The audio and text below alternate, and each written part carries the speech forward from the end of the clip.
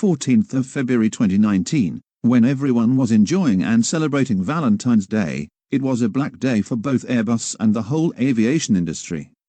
On 14th of February 2019, Airbus announced their A380 have been cancelled, with production ending in 2021. For all the aviation geeks, A380 fanboys, and future aspiring A380 pilots like me, hearing this was just heartbreaking. While Airbus only managed to run its four-engine jet only for 12 years, its biggest rival, the Seattle Giant or Boeing 747 family, celebrated its 50th anniversary. But the closure of the A380 was a sigh of relief for Airbus, rather, a heartbreak. After 12 years of shaky development and not making any profits, its closure didn't come as a surprise. Hello and hi to all the aviation geeks out there, and today in this blog we will dive in the search of answer for why the Airbus A380 or the Gentle Giant will be grounded. 1. Poor business plannings. This is the major reason for the downfall of the A380. All the A380 were put into a basket called Emirates, the A380's biggest buyer.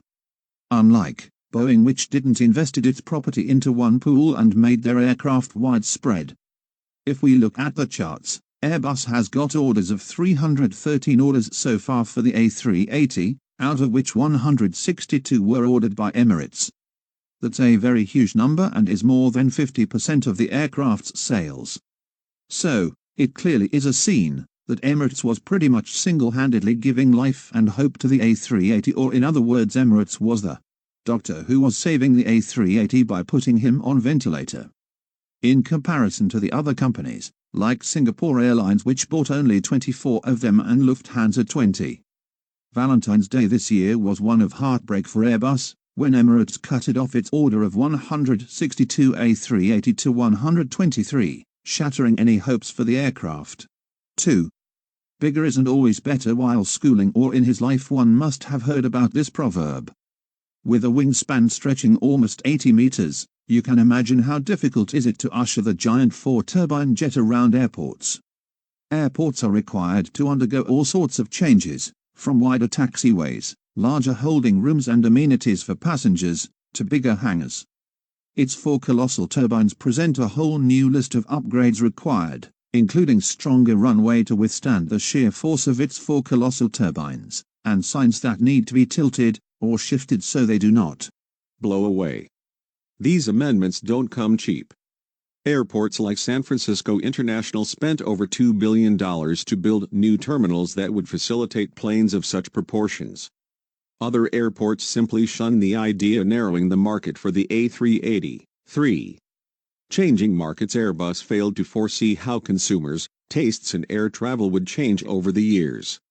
They held on to the belief that commuters would prefer flying to major airport hubs like Singapore, Tokyo, etc., making the twin-deck A380 the ideal choice for airlines. It would ease congestion in these busy airports, offloading up to 800 passengers a time.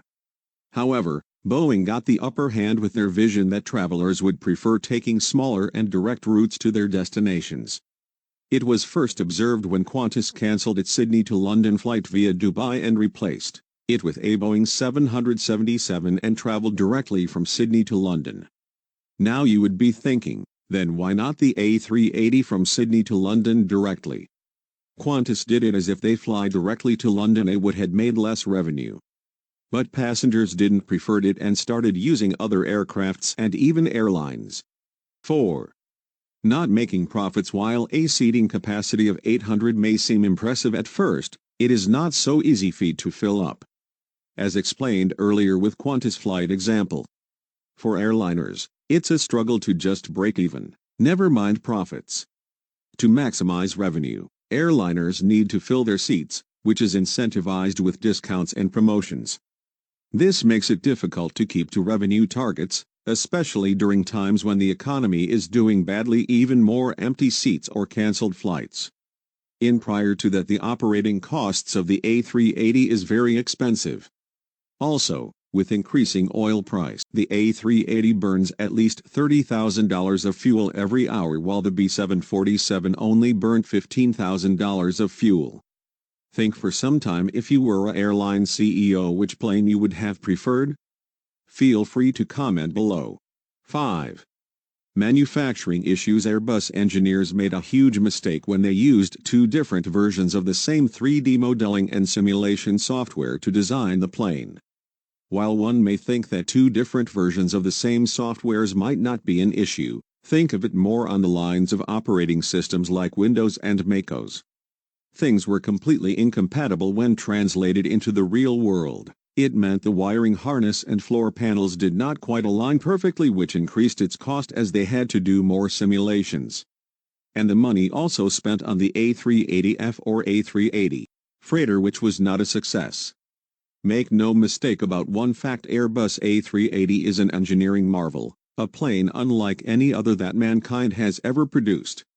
A fully loaded Airbus A380 weighs 575 tons, and the very fact that such heft can rise off the ground seems to defy the very laws of physics. Flying on one of these aircrafts is an amazing feeling. Please make sure to follow my aviation blogging website, link will be in the description and comment. Thank you for watching this video. Till then, happy landings.